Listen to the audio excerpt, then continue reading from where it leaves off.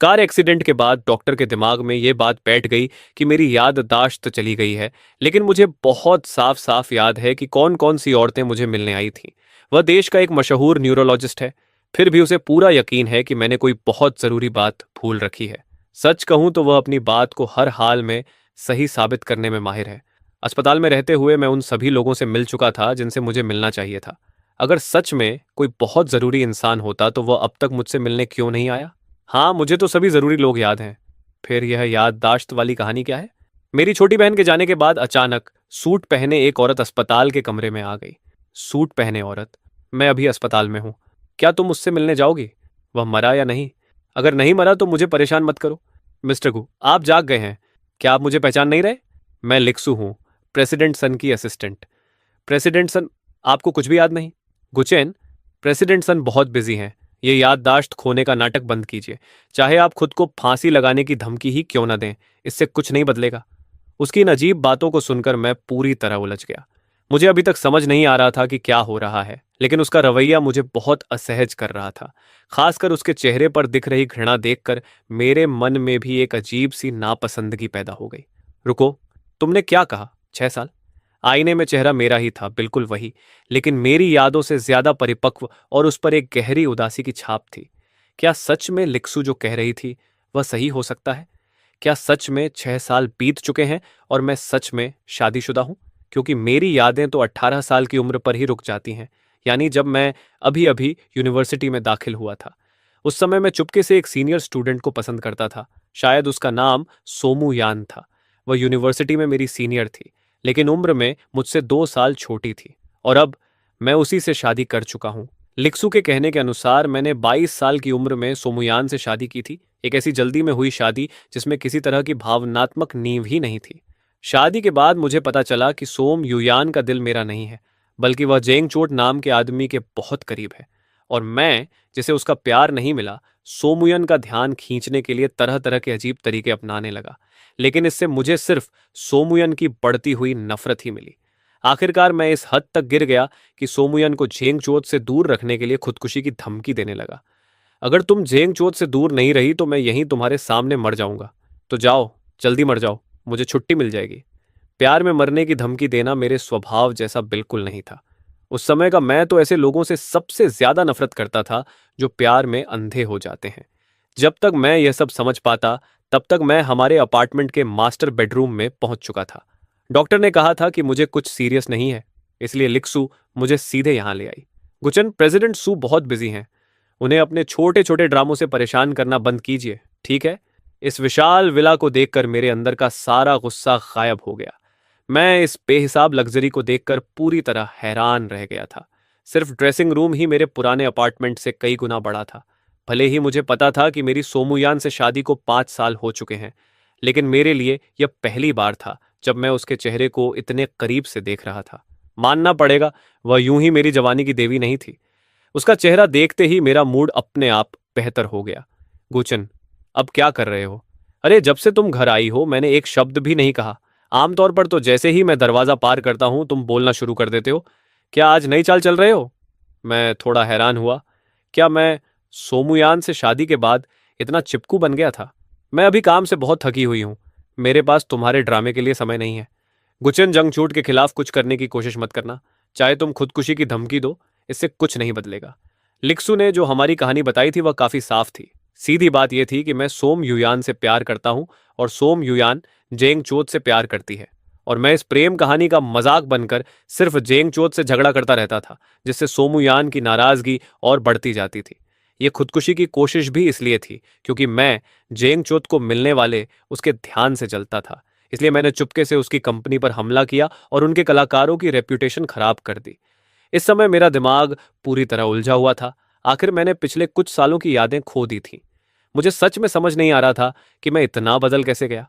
18 साल की उम्र में मैं उन लोगों को सबसे ज्यादा नीचा समझता था जो प्यार में अंधे हो जाते हैं, और अब मैं एक औरत के लिए मरने तक को तैयार हो गया था। तुम क्या कर रहे हो? सोमयुंत, मुझे मत छुओ। शांत रहो, मेरे साथ नखरे मत करो। उसका मुझसे ऐसे बात करना मुझे बिल्कुल पसंद नहीं आया। यहां तक कि उसका वही चेहरा जिसके लिए मैं सालों से दीवाना था, अब अपना आकर्षण खोने लगा था। सोमयंत, मैं तुम्हारा पति हूं, सही, लेकिन अस्पताल से लौटने के बाद तुमने मेरे लिए एक भी अच्छा शब्द नहीं कहा। उल्टा मुझ पर गुस्से से आरोप लगा रही हो। किस हक से? क्योंकि तुमने खुद ही यह सब किया है। उसकी पकड़ कमजोर थी, लेकिन उसने ठीक मेरे घाव पर पकड़ लिया। दर्द से मेरा चेहरा बिगड़ गया, फिर भी मैंने खुद को चिल्लाने से रोक लिया। इस बार जाने देता हूं, लेकिन आगे कभी भी खुदकुशी की धमकी देकर मुझे डराने की कोशिश मत करना।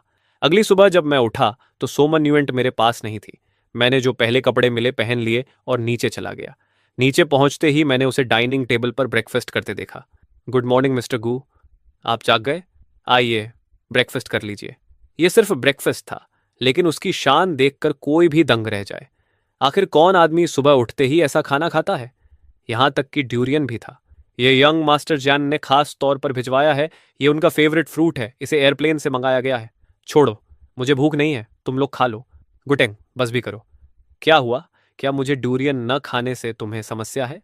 तुम सिर्फ इसलिए नहीं खा रहे क्योंकि ये जंगचूत ने भेजा है ना? तुम ये जलन वाला चेहरा कब छोड़ोगे? मैं जंगचूत से जलता हूं? सच कहूं तो मुझे खुद नहीं पता कि 27 साल का मेरा रूप सोमन न्यूयांत के सामने कैसा था। लेकिन चाहे जो हो, हम पति पत्नी हैं। और उसे तो यह तक नहीं पता कि मुझे ड्यूरियन से एलर्जी है। मैडम, यंग मास्टर जीन आ गए हैं। यान, क्या मैं आपको परेशान कर रहा हूं? बस एक नज़र डालते ही मुझे समझ आ गया कि वह जेंग जुओत था। मैं सोमुयान का पति हूं मिस्टर गू, लेकिन घर का नौकर मुझे सिर्फ मिस्टर गू कहकर बुलाता है, जबकि उसे यंग मास्टर जान कहकर बुलाता है। यंग मास्टर जान, आप आ गए। इसमें कोई हैरानी नहीं कि 27 साल वाला मेरा रूप जंगचोट से इतना चिढ़ता था। मैं और सोमुयान एक बिल्कुल सही पति पत्नी हैं, लेकिन फिर भी मैं उस साफ दिखने वाली पसंद का मुकाबला कभी नहीं कर पाया जो वह दूसरे आदमी के लिए दिखाती है। मिस्टर गू, मैंने सुना है कि आपने कल अपनी नस काट ली थी। अब आप ठीक हैं? हुम्फ, मुझे तुम्हारी दया की जरूरत नहीं।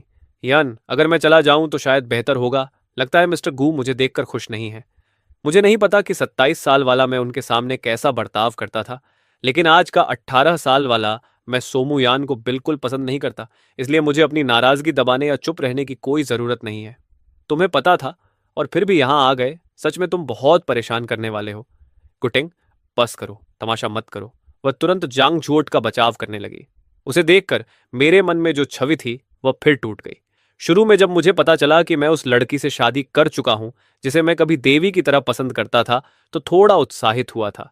लेकिन अब यह सब देखकर लग रहा था कि सोमुयन इतनी खास भी नहीं है। युयन, मैं खास तुम्हें अपनी सेलिब्रेशन पार्टी में बुलाने आया हूं।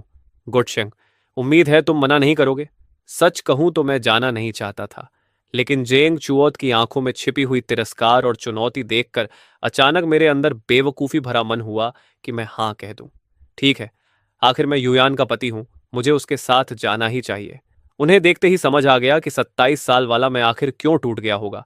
हर दिन लोगों की फुसफुसाहटें सुनते रहना किसी को भी पागल कर सकता है। उस समय मैं सच में सोमुयन से बहुत प्यार करता रहा होऊंगा, तभी तो उस रोज रोज के अपमान में उसने जीने से ही हार मान ली होगी। देखो उसे, कोने में अकेला खड़ा है, लेकिन उसे क्या फर्क पड़ता है। जब तक वह यान के साथ रह सके, वह तो घुटनों के बल भी बैठ जाएगा। मैं मरा नहीं हूं, फिर मैं उसके सामने क्यों झुकूं? बस करो तुम दोनों। वे लोग खुलकर मेरा मजाक उड़ा रहे थे। न केवल सोमुयन ने मेरी मदद नहीं की, बल्कि वह भी हमें एक साथ डांटने लगी। साफ था कि मैं यहां स्वागत के लायक नहीं था। लगता है मैं यहां स्वागत के लायक नहीं हूं। मैं अब आपको परेशान नहीं करूंगा। अलविदा। मैंने साफ देखा कि उसने मेरी तरफ पीठ कर ली। क्या जेंग चोत ने सच में उसे इतना गुस्से में ला दिया? उन लोगों की तीखी आवाजें मुझे बेहद परेशान कर रही थीं, इसलिए मैं दिमाग शांत करने के लिए स्विमिंग पूल की तरफ चला गया। लेकिन थोड़ी ही देर बाद जेंग चोत भी वहां आ गया। मिस्टर गू, सच में आप मुझे प्रभावित करते हैं। आखिर तुम चाहते क्या हो?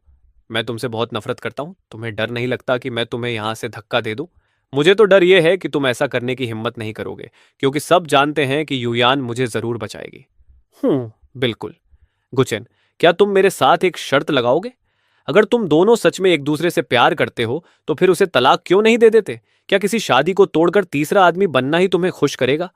वह सिर्फ इसलिए तलाक नहीं दे रही क्योंकि उसे तुम पर तरस आता है। मेरे प्यारे पति, आखिरी बार पूछता हूं, क्या तुम शर्त लगाओगे? मैं नहीं लगाऊंगा। तुम जीत गए। सब जानते हैं कि मुझे तैरना नहीं आता, और खुदकुशी जैसी बेवकूफी मैं दूसरी बार नहीं करूंगा। अचानक किसी ने मुझे धक्का दे दिया और मैं पानी में गिर गया। मुझे कुछ महसूस नहीं हो रहा था। चारों तरफ सिर्फ पानी था। मैंने पूरी ताकत से ऊपर आने की कोशिश की, लेकिन जैसे ही मेरी नज़र धुंधली होने लगी, मैंने देखा कि कोई किनारे से कूदा और दूसरी दिशा में तैर गया। वह मेरी पत्नी सोमुयान थी। मैं और जेंगचुओत दोनों एक साथ पानी में गिरे थे, लेकिन वह पूरी तेजी से उसकी तरफ तैर गई। उस पल दिल में तेज दर्द उठा। शायद वह 27 साल वाले मेरे आखिरी बची हुई भावना का दर्द था। थोड़ी देर बाद हम दोनों को पानी से बाहर निकाला गया। फर्क बस इतना था कि जेंगचुओत को सोमुयन ने बचाया था और मुझे एक अनजान लड़की ने। लेकिन सच कहूं तो वह लड़की बहुत खूबसूरत थी, बिल्कुल मेरे पसंद की।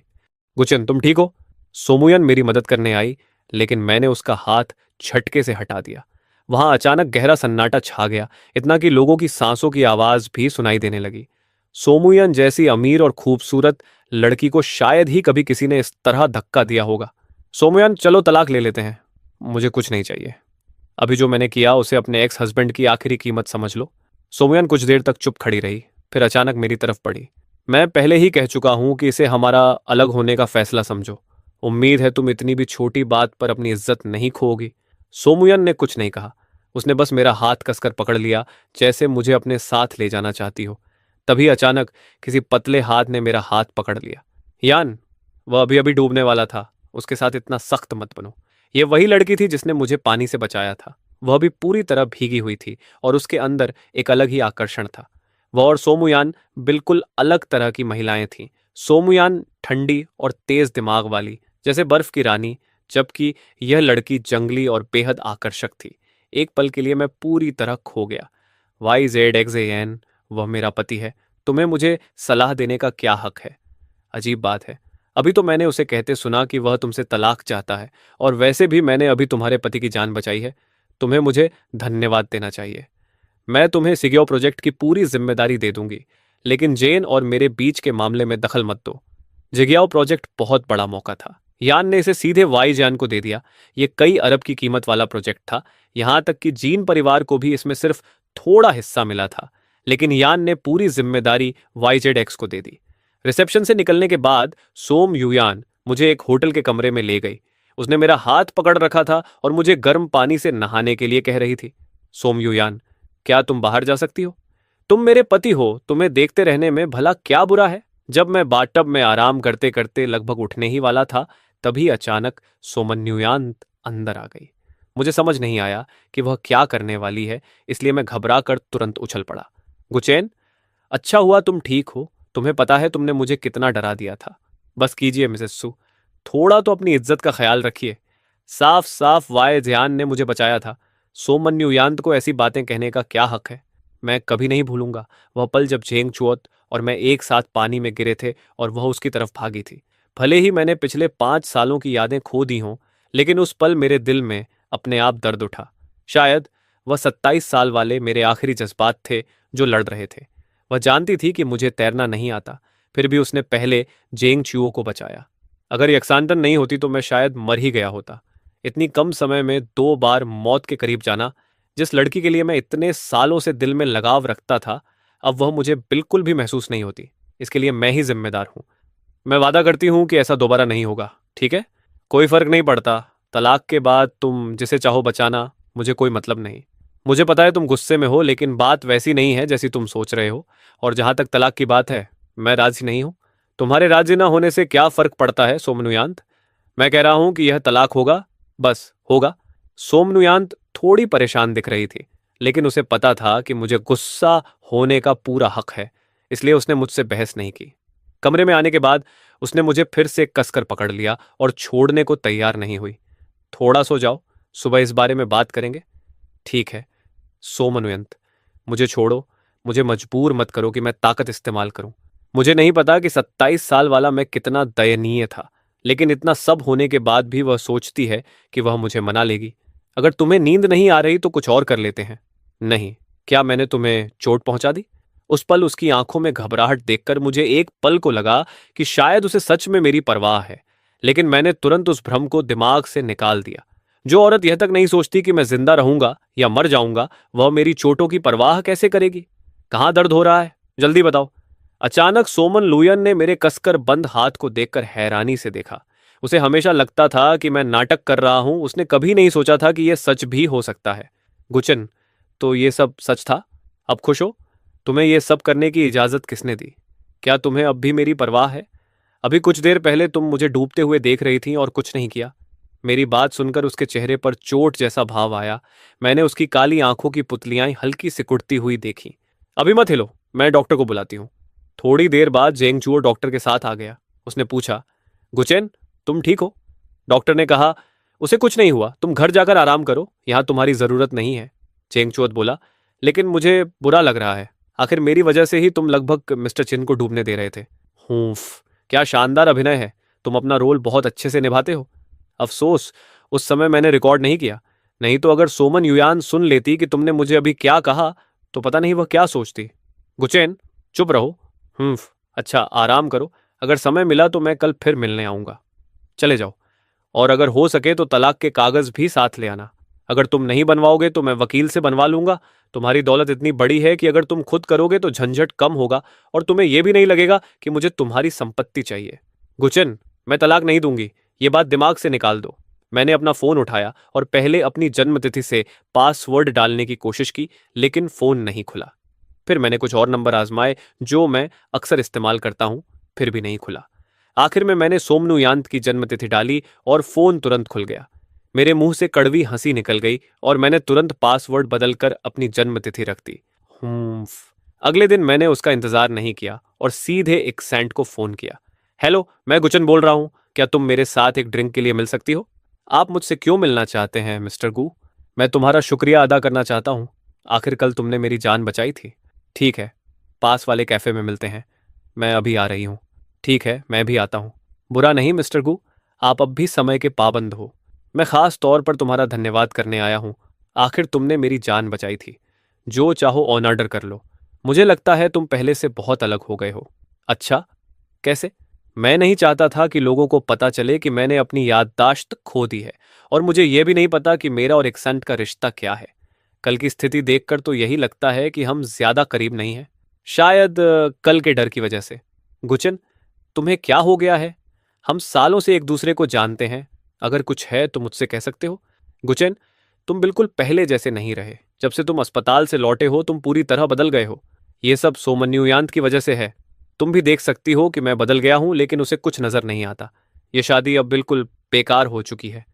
गुचन, क्या तुम सच में युयान से तलाक लेना चाहते हो? कल जो हुआ उसके बाद क्या तुम्हें नहीं लगता कि यह तलाक के लिए काफी वजह है? पहले तुम उसके लिए पागल थे। मुझे कभी नहीं लगा था कि तुम सच में तलाक की बात करोगे। जब तुम और सोमू शादी कर रहे थे तब तुम हर समय उसके साथ ही रहते थे। वह जहां जाती तुम वहीं होते। कोई भी औरत उसके पास आती तो तुम्हें बर्दाश्त नहीं होता था, और जेंग चुओत की तो बात ही अलग है। क्या मैं सच में इतना पागल था मिस वाय? इतना भी मत बढ़ा चढ़ाकर कहो, लेकिन हाँ, तुम बहुत ज्यादा अधिकार जताने वाले थे और तुम्हारे अंदर आत्मविश्वास भी बहुत कम था। फिर भी भले ही युयान तुम्हें तुच्छ समझती दिखती थी, उसने कभी सच में तुम्हें छोड़ने का फैसला नहीं किया। शादी के बाद तुमने अपने सारे पुराने दोस्तों से मिलना छोड़ दिया, खासकर लड़कियों से। आखिर हम यूनिवर्सिटी के दोस्त थे। हमने बहुत कुछ साथ झेला था। भले ही मेरा इजहार मोहब्बत सफल नहीं हुआ, लेकिन हमारी दोस्ती तो बची थी। और तुमने अचानक सब रिश्ते तोड़ दिए। अगर ऐसा है तो इसका मतलब तुम मुझे बहुत अच्छी तरह जानती हो। उसे मुझे इतने विस्तार से बताते सुनकर मेरी आंखें चमक उठी। मैंने अपनी याददाश्त खो दी है और मुझे मौजूदा हालात की ठीक से समझ नहीं है, लेकिन उसके साथ बात करना शायद सब समझने का सबसे आसान तरीका होगा। मैं नहीं चाहता कि सोमन युयान को पता चले कि मैंने अपनी याददाश्त खो दी है, वरना चीजें बहुत जटिल हो जाएंगी।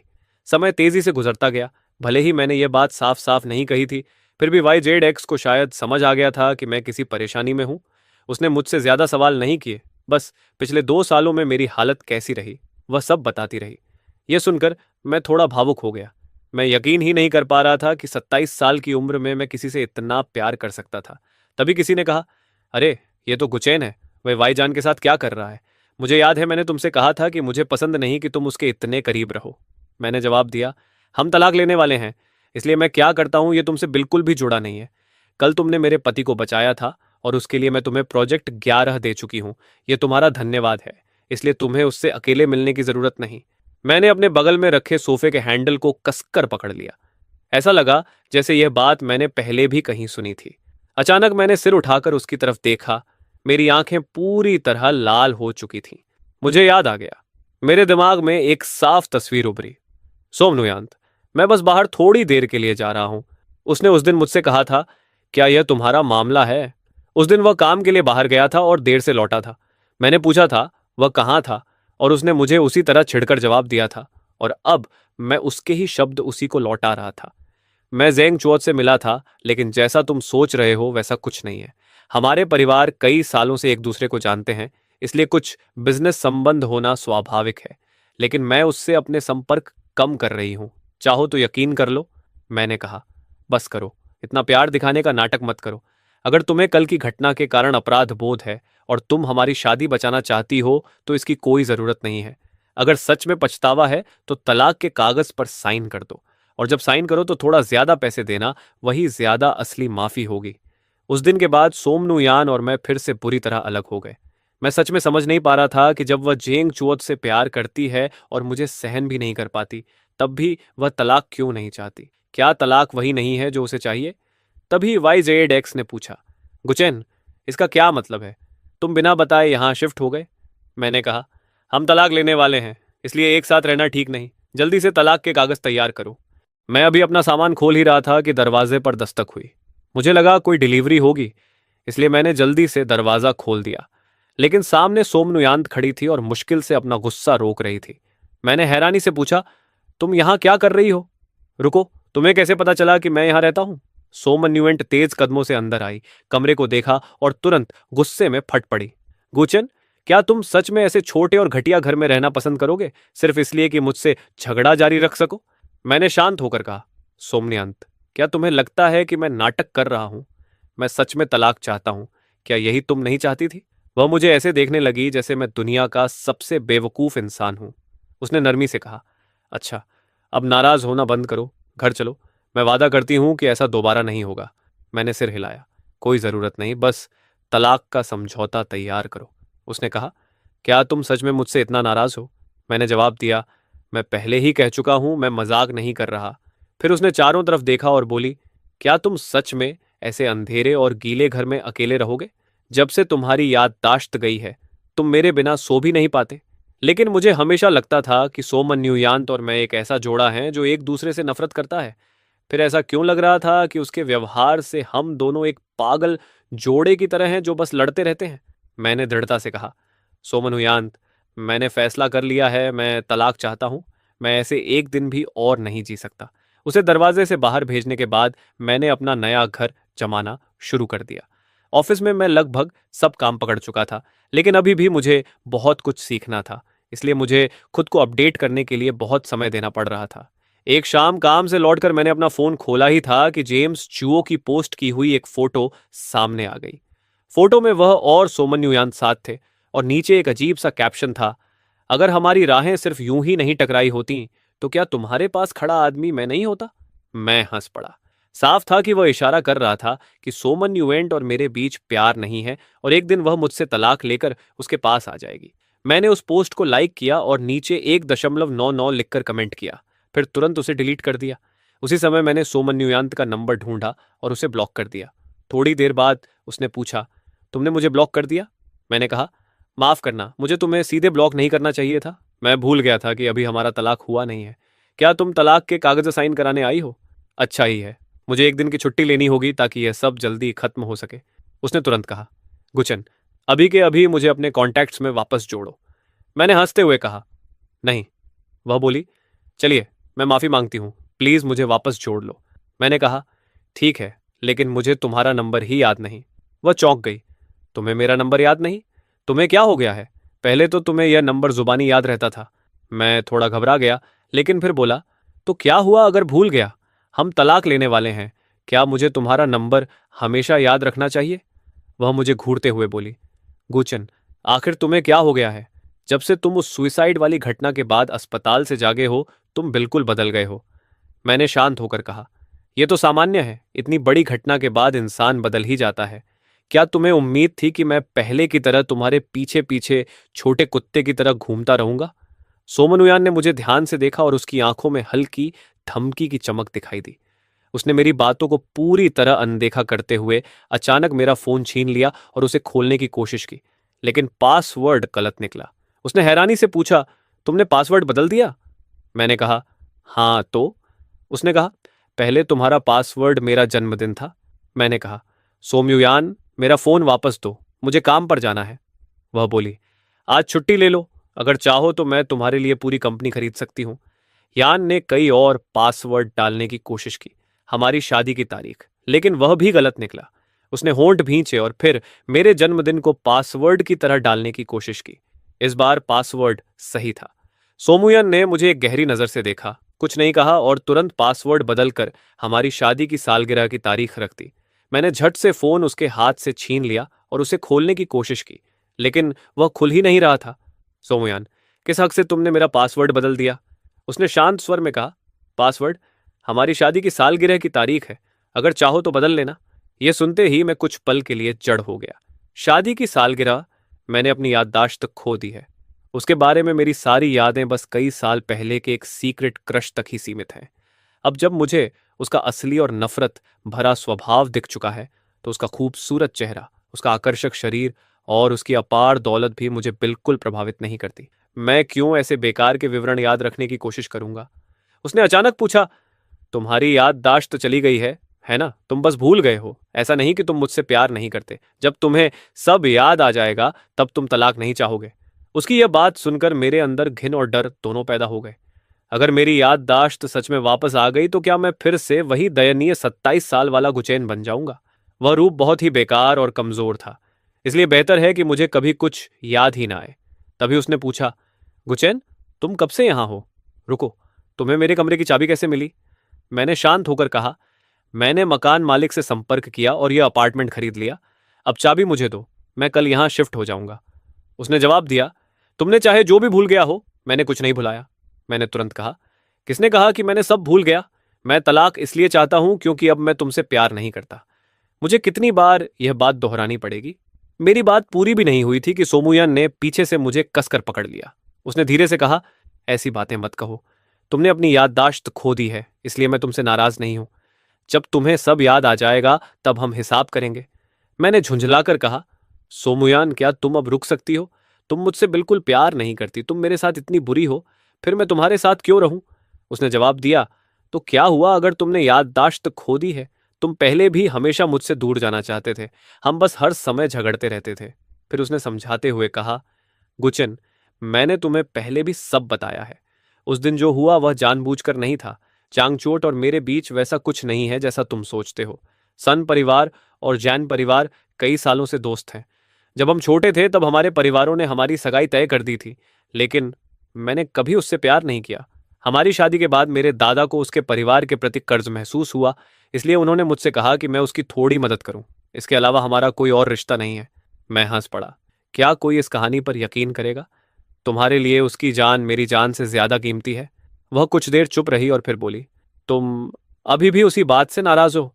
उस समय मुझे नहीं पता था कि तुम अपनी याददाश्त खो चुके हो। मुझे तुरंत सब समझा देना चाहिए था।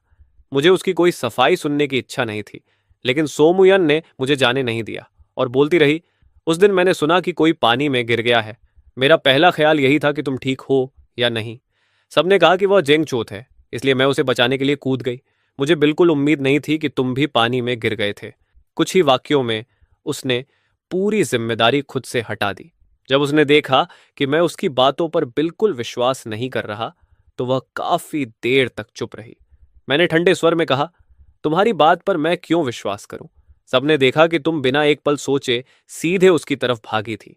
तुम उसे बचाने गई थी, मुझसे उसका कोई संबंध नहीं था। जब वाइशॉन ने मुझे पानी से बाहर निकाला तब भी तुम मेरे साथ बेहद ठंडी थी। सोमुयन, क्या मैं इतना बेवकूफ दिखता हूं? अगर सच में तुम मेरे भले के बारे में सोचती हो तो मुझे जाने दो। उसने दृढ़ता से कहा, मैं सब कुछ स्वीकार कर सकती हूं, लेकिन तलाक नहीं। जब तुम्हें सब याद आ जाएगा तब हम तलाक की बात करेंगे। मैंने सिर हिलाया। यह बेकार है सोमुयान। अगर किस्मत ने मुझे यह सब भुला दिया है तो शायद मुझे इसे याद रखने की जरूरत ही नहीं। सच कहूं तो मैं याद करना ही नहीं चाहता। मैं फिर से वह 27 साल वाला इंसान नहीं बनना चाहता। सोमयान के पास कोई जवाब नहीं बचा था, इसलिए फिलहाल उसने मुझे शांत करने की कोशिश की। कुछ दिन बाद जब मेरी जिंदगी थोड़ी सामान्य होने लगी, तभी जेम्स च्यूओ मुझसे मिलने आया। उसने कहा, डूशेंग, हमें बात करनी है। मैं तमाशा नहीं चाहता था, इसलिए उसे कंपनी के पास वाले कैफे में ले गया। जेम्स च्यू बहुत थका हुआ और दुखी लग रहा था। उसकी आंखों के नीचे गहरे काले घेरे थे। उसने सीधे कहा, तुम्हें खुद पर बड़ा गर्व होना चाहिए। युयान ने हमारे परिवार के साथ साझेदारी अचानक खत्म कर दी है। अब पूरे बिजनेस जगत में सब जानते हैं कि हमारे परिवार का सबसे बड़ा सहारा खत्म हो गया। मैंने ठंडे स्वर में कहा, इससे मेरा क्या लेना देना? उसने गुस्से से कहा, यन ने कहा है कि वह अब मेरी मदद नहीं करेगी। तुमने उससे कुछ कहा है ना? मैंने निराश होकर कहा, मैंने सोचा था तुम सच में माफी मांगने आए हो, लेकिन तुम तो सिर्फ अपने फायदे के बारे में सोच रहे हो। अब हमारे बीच कहने के लिए कुछ नहीं बचा। मैं मुड़कर जाने लगा, तभी पीछे से जेम्स चियो चिल्लाया, तुम जैसे गांव से आए आदमी को क्या हक है कि तुम उससे शादी करो? आखिर तुम में ऐसा क्या है जो मुझ में नहीं? मेरे कदम वहीं रुक गए। मुझे लगा जैसे मैंने ये बात पहले भी सुनी है। ये मेरी शादी के कुछ ही समय बाद की बात थी। उसके सारे दोस्त मेरा मजाक उड़ाते थे। उस समय जेंग चुओत मेरे साथ ऊपर से दोस्ताना और समझदार बनने की कोशिश करता था। वह मुझे कई तरह की सलाह देता था, लेकिन उसकी वही सलाहें मुझे सबके सामने शर्मिंदा कर देती थीं। धीरे धीरे मैं आत्मविश्वास खोने लगा, डरपोक और शक करने वाला बन गया। ये सारे दृश्य मेरे दिमाग में एक एक करके लौटने लगे। मुझे यकीन हो गया कि ये मेरी खोई हुई यादें हैं। मैंने ठंडे स्वर में कहा, गुचेन, अगर तुम चाहो तो माफी मांग सकते हो, लेकिन तुम्हें युयान को सच बताना होगा। मैंने उसकी बात काट दी।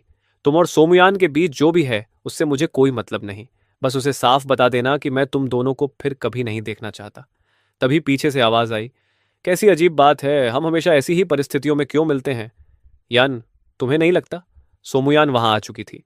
उसने सख्त स्वर में कहा, ये मेरे पति हैं, कृपया इनसे दूर रहो। जेम्स चियो बोला, मैंने कुछ नहीं किया। देखो तुम कितनी घबराई हुई हो। मैं जानना चाहता हूं कि तुम हमेशा गुच्चेन को ही क्यों दोष देती हो। उसने तुरंत कहा, नहीं, वही मुझसे उलझता है। जंग चियो का चेहरा अचानक ठंडा हो गया, लेकिन जैसे ही उसने सोमुयान को देखा उसका भाव थोड़ा नरम हो गया। वह बोला, युयान, हम दोनों बचपन से साथ बड़े हुए हैं। हम कह सकते हैं कि हम बचपन के प्रेमी थे। पहले जो हुआ वह सिर्फ एक गलतफहमी थी। क्या तुम थोड़ी नरमी नहीं दिखा सकती? सोमुयन ने शांत लेकिन कठोर आवाज में कहा, मैं पहले ही वह सब कर चुकी हूं जो मुझे करना था। अब मैं तुम्हें कुछ नहीं देती।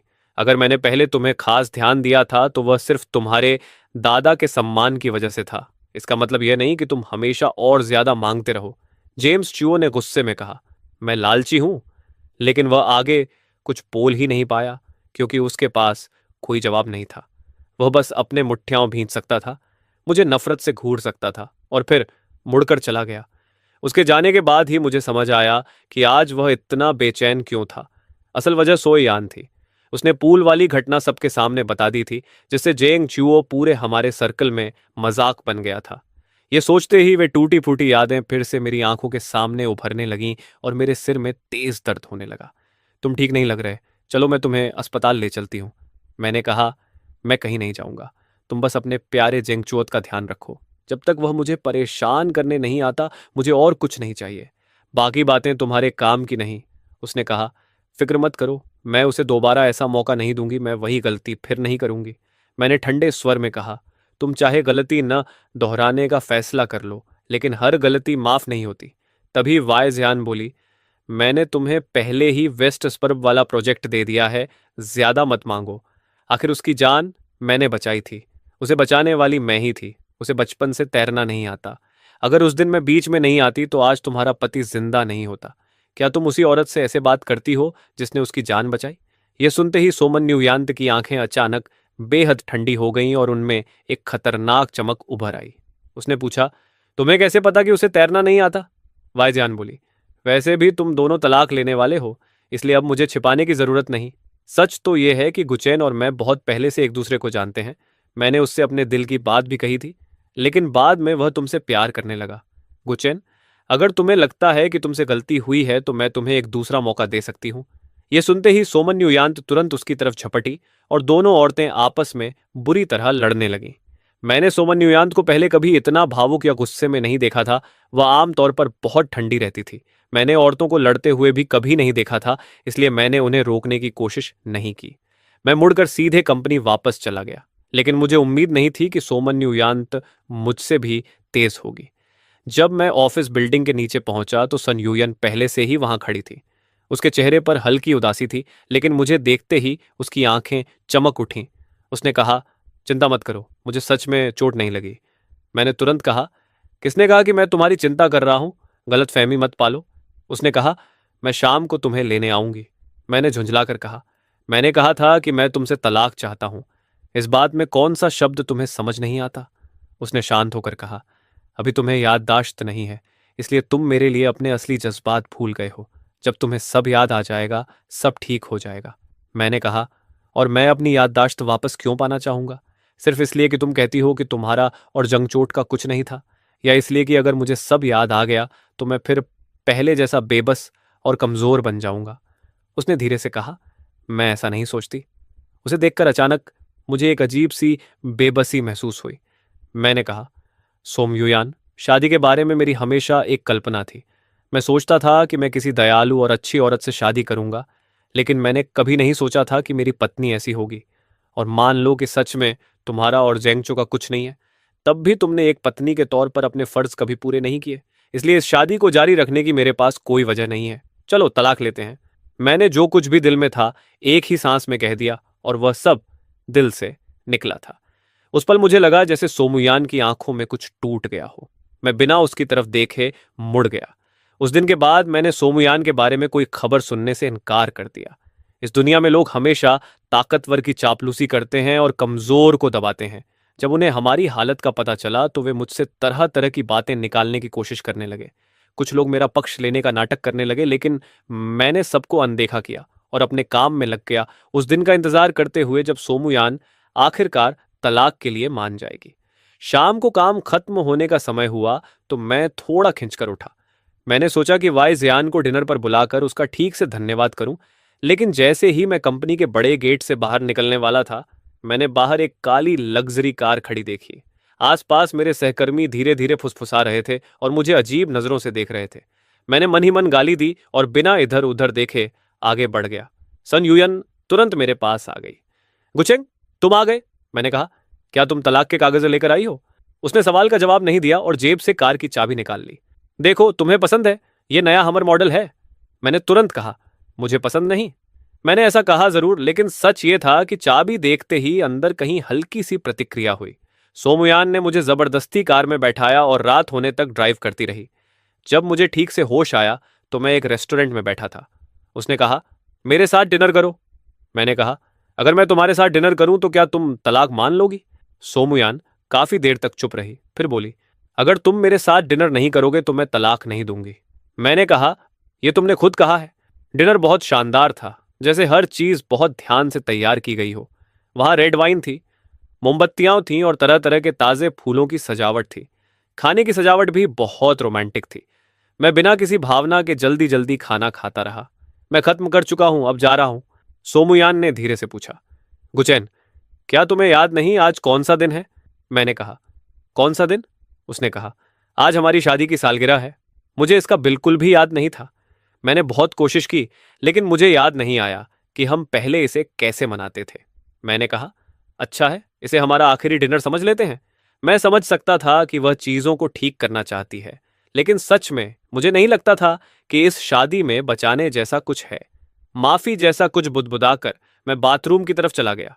आईने में खुद को देखते हुए मैंने खुद से कहा कि अब पीछे नहीं हटना। जब मैं शांत होकर वापस लौटने वाला था, तभी मैंने सोन युयान को अपनी तरफ आते देखा। उसने कहा, चाहे जो हो, प्लीज मुझे याद करने की कोशिश करो। मैंने झुंझलाकर कहा, सोमुयान, मुझे छोड़ो। वह सिर्फ इसलिए इतनी जिद कर रही थी क्योंकि मुझे एमनेशिया है। उसे लगता है कि अगर मुझे सब याद आ गया तो मैं तलाक नहीं ले पाऊंगा। मैंने ठंडे स्वर में कहा, यह बेकार है। मैं खुद को जानता हूं। चाहे अभी मेरी याददाश्त गई हो और इसलिए मैं तुमसे प्यार न करता हूं, लेकिन मुझे यकीन है कि अगर मुझे सब याद भी आ गया तो भी मैं तलाक ही लूंगा। उसने धीरे से कहा, तुम मुझसे बहुत प्यार करते हो। हम दोनों एक दूसरे से बहुत प्यार करते हैं। तुम बस भूल गए हो, बस इतना ही। गुचेन, तुम ठीक हो? मैं ठीक हूं, मुझे मत छू। तभी सिर के पीछे उठे दर्द ने मेरी आंखों के सामने एक के बाद एक तस्वीरें दौड़ा दी। शादी का वह चुंबन, जानचू का बढ़ाया हुआ गिलास, मेरे ससुर के हाथ से जमीन पर टूटता चाय का कप और उनके वे तिरस्कार भरे चेहरे। ये टुकड़े पहले धुंधले थे, फिर तेज होते गए, साफ होते गए और अचानक पूरी यादों में बदल गए। हाँ, अब मुझे सब याद आ गया।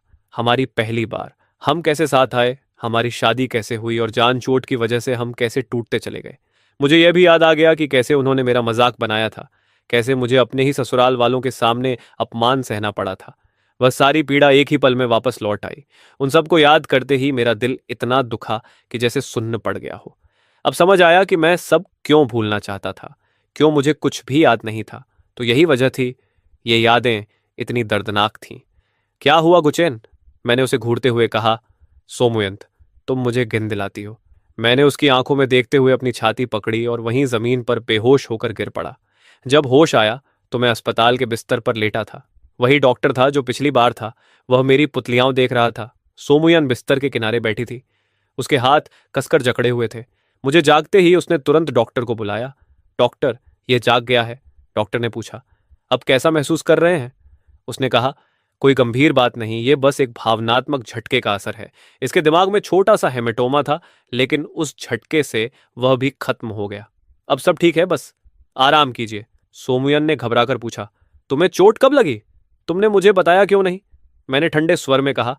इसका कोई मतलब नहीं सोमनुयंत, चलो तलाक लेते हैं, उसने कहा। मैंने कहा था, अभी तुम्हें कुछ याद नहीं है, थोड़ा इंतजार करो।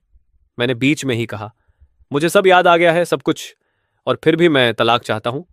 यह सुनकर सोमन्युयांत की आंखें कांपने लगीं, जैसे उसे यकीन ही न हो। मैंने उसे कभी इतना दुखी नहीं देखा था, लेकिन मुझे पता था कि मेरा फैसला सही है। मैंने धीरे से कहा, मैं बहुत थक चुका हूं, तुम्हारे साथ रहना मेरे लिए यातना है। सोमनुयांत, चलो तलाक लेते हैं।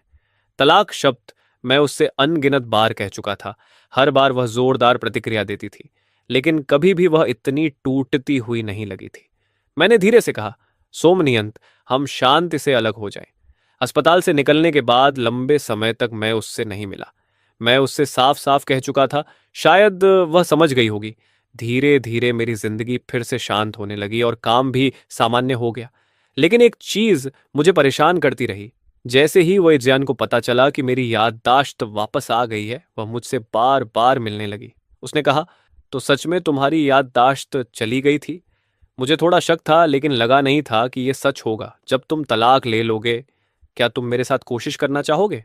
मैंने हंसकर कहा, अरे रुको, अभी मेरा तलाक हुआ ही नहीं है, कागज भी नहीं बने हैं। तुम तो पहले ही मुझे छीनने आ गई। सच ये था कि मैं सोमनुयांत के लिए ऐसा नहीं कह रहा था, बल्कि इसलिए कि मैं इतनी जल्दी किसी और रिश्ते में नहीं पड़ना चाहता था। और सच तो यह भी था कि भले ही वाई ज़ियान कभी मेरी प्रेमिका नहीं रही, लेकिन वह सोमन्युयांत और मेरे बीच तब आ गई थी जब हमारा रिश्ता अभी खत्म नहीं हुआ था।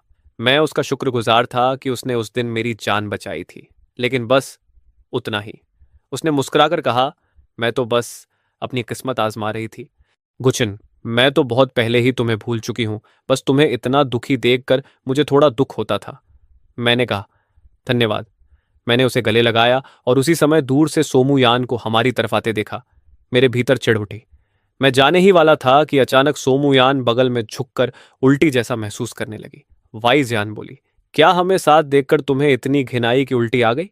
सोमूयान ने सिर हिलाया। नहीं, बस मेरी तबीयत ठीक नहीं है। तभी वाईजान अचानक बोली, रुको, कहीं तुम। मेरे दिमाग में झटका लगा। क्या वह गर्भवती है? मेरे सिर में दर्द तेज हो गया। मैंने कहा था कि मुझे बच्चा नहीं चाहिए, और तुमने भी कहा था कि तुम्हें नहीं चाहिए। अगर सच में वह गर्भवती हुई तो भी वह बच्चे को नहीं रखेगी, शायद। मैंने ठंडे स्वर में कहा, तलाक के अलावा मैं तुम्हें कहीं नहीं देखना चाहता। कार, विला, शेयर, मेरे पास जो भी है सब तुम्हें दे दूंगा। सोमुयन ने जिद से कहा, तुम चाहे जितना चिल्लाओ या ड्रामा करो, मैं तलाक नहीं दूंगी। मैं सड़क पर तमाशा नहीं चाहता था, इसलिए मैंने उसका हाथ पकड़ा और उसे कार में बैठा दिया। मैंने कहा, सोम्युयंत, तुम्हें ऐसा करने की जरूरत नहीं है। हम दोनों बस एक दूसरे के लिए सही नहीं हैं। आज हम यहां पहुंचे हैं तो इसमें हम दोनों की गलती है। सच कहूं तो मुझ में कोई खास बात नहीं है। मुझे खुद भी मैं पसंद नहीं हूं। उसने तुरंत कहा, मैंने कभी नहीं कहा कि मैं तुमसे प्यार नहीं करती। हाँ, मैं नाराज रहती हूं, लेकिन मैंने कभी तलाक के बारे में नहीं सोचा। मैं सोचती थी कि चाहे हम कितना भी झगड़ें, हम पूरी जिंदगी साथ रहेंगे। लेकिन अब मैं वह जिंदगी नहीं चाहता। मैंने गहरी सांस लेकर कहा, जान छुओ तो बस। वह चिंगारी था जिसने हमारे बीच की आग को भड़का दिया। सच ये है कि हम दोनों अलग दुनिया के लोग हैं। मैं तुम पर भरोसा नहीं कर सकता और तुम मेरे लिए बिना शर्त कोई समझौता नहीं कर सकती। सोमुयान, जिद मत करो। बिल्डिंग के नीचे खड़े होकर मैंने उसे दूर जाते देखा और लंबी सांस ली। आज मेरी छुट्टी है। मैं अभी अभी अस्पताल से दिमाग का स्कैन करवा कर लौट रहा था। रिपोर्ट हाथ में लेकर घर जा रहा था कि अचानक सड़क पर मुझे एक आदमी दिखा जिसे देखे बहुत समय हो गया था। उसने पूछा, गुचेन, तुम्हारे हाथ में क्या है? मैंने ठंडे स्वर में कहा, तुम्हें उससे क्या? मैं सतर्क हो गया था क्योंकि आज जानचुआ बिल्कुल पागल जैसा लग रहा था। उसने कहा, तुम्हें पता है एक्सू को लगता है कि वह तुम्हारे बच्चे से गर्भवती है? मैंने गुस्से में कहा, तुम्हें क्या हक है यह सब कहने का? मैं और यूयान बचपन से साथ बड़े हुए हैं, हम बचपन के दोस्त हैं। तुम तो बाद में आए, तुमने उसे मुझसे छीन लिया। किस हक से? किस हक से? मैंने एक कदम पीछे लिया। मैं उससे बेकार की बहस नहीं करना चाहता था। उसने चीख कर कहा, तुम सोचते हो सोमनुयान सब संभाल लेगी? मेरा मजाक मत उड़ाओ। तुम जानते हो उसने जीन परिवार के साथ सारे रिश्ते तोड़ दिए हैं और मुझे पूरे समाज में हंसी का पात्र बना दिया है। ये सब तुमने उसे बताया, है ना? तुमने कहा कि मैंने जानबूझकर तुम्हारे रास्ते में रुकावटें डाली, कि वही कांच वाला कमरा मैंने चुना था ताकि तुम्हें वहां फंसा सकूं। ये सब तुमने किया और अब डरते हो कि सच सामने आ जाएगा। मुझे पहले से पता था कि यह तुम ही थे। सोमन युयान, बस करो। तभी मैंने एक बेबस चीख सुनी। उम्मीद की हुई दर्द कभी आया ही नहीं। जब मैंने आंखें दोबारा खोलीं तो देखा कि सोमयुंत मेरे सामने आकर खड़ी हो गई थी। उसके पेट से बहुत खून बह रहा था और उसका चेहरा बिल्कुल पीला पड़ चुका था। ये पक्का कर लेने के बाद कि मैं ठीक हूं तो उसने धीरे धीरे अपनी आंखें बंद कर ली। मैंने घबरा कर कहा, सोम युयान, अब और मत बोलो। मैं तुम्हें मरने की इजाजत नहीं देता। सुन रही हो? अगर इस बार मेरी किस्मत खराब हुई तो तुम विधवा बनकर अपनी नई जिंदगी शुरू कर सकती हो। तलाक लेने की जरूरत नहीं पड़ेगी। कम से कम हम हमेशा पति पत्नी ही रहेंगे। मैंने तुरंत कहा, ऐसी बेवकूफी भरी बातें मत करो। तभी डॉक्टर ने कहा, कृपया बाहर इंतजार कीजिए। मैं घबराहट में चिल्लाया, यूनिंग? शायद पहली बार मैं इतना घबरा गया था। मुझे सच में डर लग रहा था कि कहीं उसे कुछ हो न जाए। जिन भावनाओं को मैं समझता था कि बहुत पहले खत्म हो चुकी हैं, वे अचानक वापस उमड़ आईं। उसी पल मुझे एहसास हुआ कि मेरे दिल में उसके लिए भावनाएं कभी खत्म ही नहीं हुई थीं, बस दबा दी गई थीं। मैं फिर से चोट नहीं खाना चाहता था, इसलिए उसे भूलने की कोशिश कर रहा था। ऑपरेशन थिएटर की लाल बत्ती लगातार जलती रही और मैं बाहर कुर्सी पर बैठकर इंतजार करता रहा। उस समय मेरे आसपास की कोई भी चीज मायने नहीं रखती थी। तभी अचानक सोमयुंत की मां भागती हुई आई। उन्होंने घबराकर पूछा, मैडम सू, अब उसकी हालत कैसी है? मैंने कहा, माफ कीजिए आंटी, अभी सही स्थिति पता नहीं है। वह आईसीयू में है। यह सुनकर सोम परिवार की मां ने ऊपर देखा और लगभग बेहोश होते होते बची। फिर उन्होंने खुद को संभाला और मुझसे कहा, यहीं रुको। मुझे लगा वह मुझे डांटेंगी, लेकिन उन्होंने कुछ नहीं कहा। थोड़ी देर बाद मैंने देखा कि वह जानचूओं को बालों से पकड़कर घसीटते हुए मेरी तरफ फेंक रही थी। वह चिल्लाई, यही है जिसने ये सब किया, है ना? फिर गुस्से में बोली, हरामी, अगर मेरे बच्चे को कुछ हुआ तो मैं तुम्हें कभी माफ नहीं करूंगी। जानचूआ बोला, माडाम, ये सब गुचिन की गलती है। अगर उसकी वजह से ये सब न होता तो यूयान कभी घायल नहीं होती। वह और भी गुस्से में बोली, तुम सोचते हो मैं तुम्हें ऐसे ही जाने दूंगी? गुचेन मेरा दामाद है, अगर तुम उसे नुकसान पहुंचाओगे तो मैं तुम्हें भी नहीं छोड़ूंगी। मैं हैरान रह गया क्योंकि मैं हमेशा सोचता था कि वह मुझे पसंद नहीं करती। जानचुआ बोला, मडाम, पहले तो आप मुझे बहुत पसंद करती थी। उन्होंने ठंडे स्वर में कहा, क्योंकि पहले मैं अंधी थी। तुमने जो कुछ किया है मुझे सब पता है। तुम्हारे दादा के सम्मान में हमने कुछ नहीं कहा, लेकिन मुझे उम्मीद नहीं थी कि तुम और भी नीचे गिर जाओगे। अगर यूयान को कुछ हुआ तो तुम्हें जिंदगी में एक पल की भी शांति नहीं मिलेगी। अगर उसे जरा भी नुकसान हुआ तो मैं पूरे जान परिवार को उसके साथ दफना दूंगी। उनकी बातें मैं लगभग सुन ही नहीं रहा था। मेरी नजर सिर्फ ऑपरेशन थिएटर के दरवाजे पर थी और मैं बस यही दुआ कर रहा था कि सोमुयान बच जाए। अचानक ऑपरेशन थिएटर की लाइट बंद हो गई और मेरी आंखों में उम्मीद चमक उठी। डॉक्टर बाहर आए और हम दोनों एक साथ उनके पास दौड़े। डॉक्टर ने कहा, घाव सिल दिया गया है, बाकी अब सब कुछ उसकी जीने की इच्छा पर निर्भर करेगा। सोम युयान को वीआईपी कमरे में निगरानी के लिए भेज दिया गया। उसकी माँ और मैं दोनों साथ अंदर गए। उनकी आंखें लाल थीं। उस सख्त चेहरे के पीछे अब सिर्फ एक माँ की चिंता थी। उन्होंने धीरे से कहा, मुझे तुमसे नाराजगी है, लेकिन मैं जानती हूं कि असली गलती जानचुआ की है। मैंने कहा, माँ चिंता मत कीजिए, चाहे कुछ भी हो मैं युयान का ख्याल रखूंगा। उन्होंने कहा, मुझे तुम्हारे तलाक के बारे में पता है। पहले मैं तुम्हें पसंद नहीं करती थी, लेकिन मैंने कभी तुम्हारे रास्ते में रुकावट नहीं डाली। गुच्चेन, आत्मविश्वास तुम्हें खुद बनाना होगा। अगर तुम खुद का सम्मान नहीं करोगे तो कोई और क्यों करेगा? सोम परिवार की यही एक बेटी है, इसलिए उसके माता पिता अक्सर उसके फैसलों का सम्मान करते हैं। उन्होंने पहली बार मुझसे इतनी सच्चाई से बात की थी। फिर बोली, अब सब डॉक्टरों पर छोड़ दो और इंतजार करो कि युयान कब जागेगी। तुमने पूरी रात जागकर बिताई है, घर जाकर आराम कर लो। मैंने कहा, कोई बात नहीं, मैं अभी जवान हूं, आप पहले आराम कर लीजिए। बाद में जब मेरी आंख खुली तो मैं अस्पताल के उसी कमरे में दूसरे बिस्तर पर लेटा था जहां सोमुयान थी। उसकी मां मुझे जागते देखकर खुश हो गई और पूछा, अब कैसा महसूस कर रहे हो, कहीं दर्द तो नहीं? मैंने कहा, काफी बेहतर। क्या मैं बहुत देर तक सोया? उन्होंने कहा, नहीं, डॉक्टर ने कहा तुम थकावट से बेहोश हो गए थे, इसलिए आराम जरूरी था। फिर अचानक बोली, और एक बात, युयान गर्भवती है, क्या तुम्हें पता था? मैं नहीं चाहता था कि किसी को यह पता चले।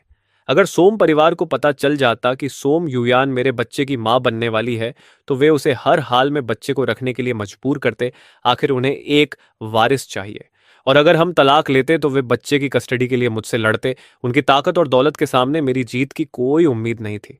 उन्होंने कहा, तुम्हारे और युयान के बीच क्या होता है उसमें मैं नहीं पढ़ना चाहती, लेकिन बच्चे के बारे में डॉक्टर ने कहा है कि जब तक मां सुरक्षित है बच्चा भी सुरक्षित है। जब यान जागेगी तो वह यह बच्चा जरूर रखेगी। हम चाहते हैं कि यह बच्चा एक स्थिर परिवार में बड़ा हो। मैंने कहा, मां, इस बारे में बाद में बात करेंगे, अभी सबसे जरूरी है कि युयान जागे। उन्होंने मेरे कंधे पर हाथ रखकर कहा, गुचेन, युयान ने तुम्हारे साथ अन्याय किया है, लेकिन वह तुमसे सच में प्यार करती है। बस वह अपने भाव व्यक्त करना नहीं जानती। चिंता मत करो, चाहे कुछ भी हो, सन परिवार तुम्हारी रक्षा करेगा, यही युयान भी चाहती। उनके जाने के बाद कमरे में सिर्फ मैं और सोम एन युयान रह गए। मैं उसे चुपचाप देखता रहा। उसका चेहरा शांत था, लेकिन दिल में भारीपन था। फिर अचानक बच्चे के बारे में सोचकर मेरे अंदर गुस्सा भर गया। मैंने धीमे से कहा, सोमयंत, मुझे याद है तुमने कहा था कि तुम्हें यह बच्चा नहीं चाहिए। अगर तुम जागने के बाद सच में इसे छोड़ने वाली हो तो बेहतर है कि तुम कभी जागो ही मत। तुम तो अपने गुनाहों का प्रायश्चित करना चाहती थी, है ना? यूं लेटे लेटे क्या आराम कर रही हो?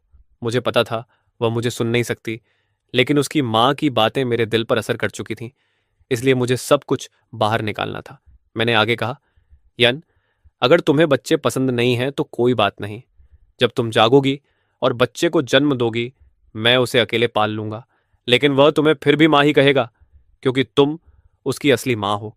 भले ही हम तलाक ले लें, हम अच्छे रिश्ते में रह सकते हैं, लेकिन एक बात याद रखना, मैं जिंदगी भर अकेला नहीं रहने वाला। हो सकता है जल्दी ही तुम्हारा बच्चा किसी और औरत को मां कहकर बुलाए। यह सब मैंने जानबूझकर कहा था, सिर्फ उसे उकसाने के लिए। मैं दोबारा शादी नहीं करूंगा, शायद कुछ रिश्ते बना लूं, लेकिन फिर कभी किसी को अपनी उंगली में अंगूठी पहनाने नहीं दूंगा। तुम वाइजयान के बारे में क्या सोचती हो? वह इतने सालों से मुझसे प्यार करती है और उसने मेरी जान भी बचाई थी। शायद वह एक बहुत अच्छी सौतेली मां बन सकती है। मेरी बात पूरी भी नहीं हुई थी कि अचानक सोमुयान की उंगली हल्के से हिली, हालांकि वह बहुत हल्का सा हिलना था। मैंने कहा, सोमयंत, मैं मजाक नहीं कर रहा। अगर तुम अभी नहीं जागी तो जैसे ही मैं यहां से निकलूंगा मैं उसी के पास चला जाऊंगा। तभी अचानक सोमयंत की पलकों में हलचल हुई। इस बार मैंने साफ देखा, यह कोई भ्रम नहीं था। मैंने तुरंत कहा, डॉक्टर, जल्दी आइए। डॉक्टर ने जांच करके कहा, दिल की धड़कन ठीक है, सांस भी स्थिर है, वह होश में लौट रही है, बहुत जल्द जाग जाएगी। आधी रात तक थकान ने मुझे घेर लिया और मैं उसका हाथ पकड़े पकड़े बिस्तर के किनारे ही सो गया। अस्पताल की रात थोड़ी ठंडी थी। जब मैं कंबल लेने के लिए उठने ही वाला था, तभी अचानक मुझे अपने कंधे पर गर्माहट महसूस हुई। मैंने चौंक कर आंखें खोलीं तो देखा सोम युयान मुझे कंबल ओढ़ा रही थी। मैंने घबराकर कहा, तुम जाग गई? युयान, तुम सच में जाग गई। मैं डॉक्टर को बुलाता हूं, उसने धीरे से कहा। एक मिनट रुको और सुनो, मेरे बच्चे को किसी और औरत को मां कहने की इजाजत बिल्कुल नहीं है, समझे? उसकी आवाज अभी भी कमजोर थी, लेकिन जागते ही वह मुझे आदेश देने लगी थी। मैंने उसे हल्के से अलग किया और कहा, पहले डॉक्टर तुम्हारा दिमाग चेक कर लें, उसके बाद बात करेंगे। उसके होश में आने के बाद सोमयंत मुझे एक मनोवैज्ञानिक के पास भी ले गई ताकि पूरी थेरेपी हो सके। वह हमारे बीच की असली समस्या ढूंढना चाहती थी, और जब उसे वजह समझ आई तो उसके चेहरे पर गहरा पछतावा साफ दिख रहा था। उसने कहा, गुचेन, उस समय जो मैंने कहा था कि मुझे बच्चा नहीं चाहिए, वह सब गुस्से में कही हुई बातें थीं। मैं हमारे बच्चे को कैसे नहीं चाह सकती? उस समय तुमने कहा था, अगर मैं गर्भवती हो जाऊं तो शायद तुम जेंग च्यू को नजरअंदाज कर पाओगे। जब तुम मुझसे झगड़ते थे तो मैं बस यही सोचती थी कि तुम जलते हो, और अगर मैं तुम्हें थोड़ा मना लूं तो सब ठीक हो जाएगा। मुझे पता है मैंने गलती की, लेकिन मैं हमेशा यही सोचती रही कि मेरी भी अपनी वजहें हैं। मैं चाहती थी कि तुम मुझे समझो, लेकिन मैंने कभी यह समझने की कोशिश ही नहीं की कि तुम क्या महसूस करते हो। सोमन न्यूयान तब भी डरी हुई लग रही थी। उसने पीछे से मुझे धीरे से गले लगा लिया और बोली, जब तुमने उस दिन वह बात कही थी तो मुझे लगा तुम बच्चे को अपने मकसद के लिए इस्तेमाल करना चाहते हो, इसलिए मैं गुस्से में आ गई और मैंने बहुत बुरी बातें कह दी। लेकिन मैंने कभी सच में ऐसा नहीं सोचा, कभी नहीं। मैं उसकी बात समझ रहा था। मैंने भी पहले बहुत सी चोट पहुंचाने वाली बातें कही थीं, लेकिन उस दिन उसने सच में मुझे तोड़ दिया था। उसने धीमे से कहा, चलिए, मुझे एक और मौका दे दीजिए। मैं आपके बिना और इस बच्चे के बिना नहीं जी सकती। अगर आगे चलकर हमारे बीच कुछ भी नहीं बदला और आप फिर भी मुझे छोड़ना चाहेंगे तो मैं आपको दोष नहीं दूंगी। लेकिन हम एक दूसरे से इतना प्यार करते थे, मैं ये सब ऐसे खत्म नहीं होने दे सकती। उसकी हर बात सच थी। हमारे बीच बहुत बड़े बड़े गलत फहमियां थीं, लेकिन उन गलत फहमियों के बावजूद जो दर्द मैंने महसूस किया था वह भी सच्चा था। मैंने भी बहुत सहा था। उसने कहा, हम दोनों दो कांटेदार साई की तरह हैं, लेकिन मैं अपने कांटे समेटने को तैयार हूं, बस हम अलग मत हो। मैं उस समय पूरी तरह उलझ गया था और तुरंत कोई जवाब नहीं दे पाया। सोमयुंत ने भी जोर नहीं दिया। वह बस चुपचाप मेरा ख्याल रखती रही, इतना कि मुझे उसका ध्यान महसूस हो, लेकिन इतना भी नहीं कि मैं दबाव महसूस करूं। वह समझ गई थी कि मैं अभी अभी इस सब से बाहर आया हूं। मैंने उससे कहा कि वह मुझ पर इतना ध्यान न दे और अपनी गर्भावस्था का ख्याल रखे, लेकिन वह बस हाँ कहती और फिर भी हर छोटी बड़ी चीज में मेरा ख्याल रखती रहती। उस समय मुझे लगा कि वह ऐसा सिर्फ बच्चे को एक पूरा परिवार देने के लिए कर रही है। लेकिन बाद में मुझे पता चला कि हमारे इस विवाह में सिर्फ मैं ही चालाक नहीं था, वह भी उतनी ही सोच समझ कर चलती थी। शादी के बाद मैं हमेशा असुरक्षित महसूस करता था और उसी वजह से मैंने बहुत सी ऐसी हरकतें की जो उसे पसंद नहीं थी। इस बार मैंने उससे साफ कह दिया, सोमयंत, हमारा रिश्ता बहुत असंतुलित था। हम साथ सिर्फ इसलिए आए क्योंकि उस रात हम दोनों नशे में थे। उस समय मैं मानसिक रूप से चीजों को ठीक से संभाल नहीं पाया, इसलिए अगर मैंने तलाक मांगा तो वह सिर्फ तुम्हारी गलती नहीं थी, मेरी भी उतनी ही जिम्मेदारी है। उसने तुरंत कहा, गुच्छन, मैंने कभी किसी दूसरे आदमी के बारे में सोचा तक नहीं। मैं तुम्हें बहुत समय से पसंद करती थी, बस मुझे सही समय नहीं मिला तुम्हें बताने का। तुम सोचते हो कि उस रात सब एक हादसा था, लेकिन सोचो, मैं चाहे कितनी भी नशे में होती, किसी ऐसे आदमी को अपने पास रहने ही नहीं देती जो मुझे पसंद ना हो। मैं चौंक गया और पूछा, क्या मतलब? उस रात तुम नशे में नहीं थी? उसने हल्की मुस्कान के साथ कहा, नशे में तो तुम थे, इतने कि किसी को पहचान भी नहीं पा रहे थे। मैं बस थोड़ा सा नशे में थी, लेकिन मुझे सब याद था। सच कहूं तो उस रात फायदा मैंने ही उठाया था। यह सुनते ही मेरे दिल का बोझ जैसे अचानक हल्का हो गया। मैंने कहा, सोमयंत, अगर ऐसा था तो तुमने पहले क्यों नहीं बताया? मैं तो हमेशा सोचता रहा कि मैंने तुम्हारा फायदा उठाया था। उसने धीरे से कहा, उस समय मैं सिर्फ 20 साल की थी। मुझे डर था कि तुम मुझे ठुकरा दोगे, इसलिए मैंने ऐसा तरीका चुना, लेकिन अब मैं वैसी नहीं हूं। मैंने हंसते हुए कहा, अगर तुमने पहले बता दिया होता तो मेरा हीन भावना वाला कॉम्प्लेक्स कभी इतना बड़ा नहीं बनता और मैं इतनी बेवकूफियां भी नहीं करता। उसने भी सिर झुकाकर कहा, मैं भी उतनी ही बेवकूफ थी। मैं तुमसे प्यार करती थी, लेकिन हमेशा ऐसा दिखाती रही जैसे मुझे कोई फर्क नहीं पड़ता, सिर्फ इसलिए कि तुम मेरे पीछे घूमते रहो। मुझे पता था कि तुम्हें जेंग चुओत बिल्कुल पसंद नहीं, फिर भी मैं जानबूझकर उसे बढ़ा चढ़ाकर दिखाती रही। अगर तुमने अपनी याददाश्त नहीं खोई होती तो शायद मुझे कभी एहसास ही नहीं होता कि मैं कितनी गलत थी। उस दिन हम दोनों ने घंटों बात की और अपने अतीत की सारी उलझनें एक एक करके सुलझाईं। पता ही नहीं चला कब कई महीने गुजर गए। अब उसका पेट गोल हो चुका था। मैंने पीछे से उसे गले लगाया। अचानक उसने सिर उठाया और अपने होंठ मेरे होंठों पर रख दिए। मैंने कुछ नहीं कहा, बस उस पल को महसूस करता रहा। पता नहीं कितना समय बीत गया, फिर धीरे धीरे उसने खुद को अलग कर लिया। मेरे गाल थोड़ा गर्म हो गए थे और तभी मैंने उसे अपने कान के पास धीमी आवाज में मुझसे विनती करते हुए सुना, चाहे जो हो, हम तलाक न लें, ठीक है? ये सुनते ही मैं अचानक हंस पड़ा। मैंने सोचा था कि इतने गहरे और रोमांटिक पल के बाद वह कम से कम माहौल के हिसाब से कुछ और कहेगी, लेकिन मुझे बिल्कुल उम्मीद नहीं थी कि वह बस यही चाहेगी कि हम तलाक न लें। मुझे हंसते देखकर सोमुयान थोड़ा नाराज हो गई, लेकिन उसने खुलकर कुछ नहीं कहा। वह बस हल्के से मुझे गुदगुदाने लगी और बोली, हंसना बंद करो, पहले मेरे सवाल का जवाब दो। मैंने हल्के से कहा, हम ठीक है। फिर मैंने खुद ही कहा, नहीं, रहने दो, तुम्हें जवाब देने की जरूरत नहीं है, ऐसे ही ठीक है। हमारे बीच की सारी गलतफहमियां भले ही दूर हो चुकी थीं, लेकिन फिर से शुरुआत करना आसान नहीं था, खासकर हमारे जैसे जोड़े के लिए जिसने इतने उतार चढ़ाव देखे थे। हम उस मुकाम तक नहीं पहुंचे थे जहां से वापस लौटना नामुमकिन हो, लेकिन घाव अभी भी मौजूद थे। भरोसा फिर से बनाना आसान नहीं होता, उसमें बहुत समय लगता है। लेकिन बच्चे की खातिर मैं थोड़ा नरम हो गया था, क्योंकि सोमूयान सच में बहुत कुछ सह रही थी। ये गर्भावस्था उसे बेहद थका देती थी और उसे बहुत तकलीफ भी देती थी। फिर भी वह हमेशा मजबूत बनी रही, और यह देखकर मुझे उसके लिए थोड़ा दुख भी होता था। समय तेजी से बीत गया और जल्द ही बच्चा पैदा हो गया। मैंने अपने मन को पहले से तैयार कर लिया था। अगर सोमुयन एक अच्छी मां साबित हुई तो मुझे खुशी होगी, लेकिन अगर वह वैसी नहीं निकली तो मैं बिना हिचकिचाए उसे छोड़ भी सकता था। लेकिन जैसा मैंने सोचा था, सोमुयान ने मुझे कभी निराश नहीं किया। उस दिन जब उसने बच्चे को सुला दिया, वह मुड़ी और कमरे की ओर जाने लगी। तभी उसने मुझे दरवाजे के फ्रेम से टिके खड़े देखा। मैं मुस्कुराते हुए उसे देख रहा था। उसने पूछा, क्या हुआ? मैंने कहा, कुछ नहीं, बस बहुत समय हो गया तुम्हें उस ठंडे चेहरे वाले अंदाज में देखे हुए। उसने हल्की नाराजगी से कहा, वह मेरा अंधेरा अतीत था। क्या तुम अब उसके बारे में बात करना बंद कर सकते हो? मैंने हंसते हुए कहा, क्यों? मुझे तो तुम्हारा वही पुराना ठंडा अंदाज ज्यादा पसंद था। सोच रहा हूं अगर उसी चेहरे के साथ तुम बच्चे की डायपर बदल रही होगी तो कैसा लगेगा। सोमुयान समझ गई कि मैं उसे चिढ़ा रहा हूं। उसने मुंह बना लिया और मेरे पीछे पीछे कमरे तक आ गई। जैसे ही वह पूरे वजन के साथ मुझ पर झपटी, मैंने उसे कहते सुना, चाहे जो हो, मेरी ट्रायल पीरियड तो खत्म हो गई। मैंने हंसते हुए कहा, ट्रायल पीरियड खत्म हो गई? वह बोली, हाँ, लेकिन अब कन्फर्मेशन पीरियड शुरू होगी। मैंने पूछा, और यह कन्फर्मेशन पीरियड कितने समय की होगी? उसने हल्की मुस्कान के साथ कहा, तुम्हारे इतने शानदार परफॉर्मेंस को देखते हुए मान लो कि पूरी जिंदगी के लिए।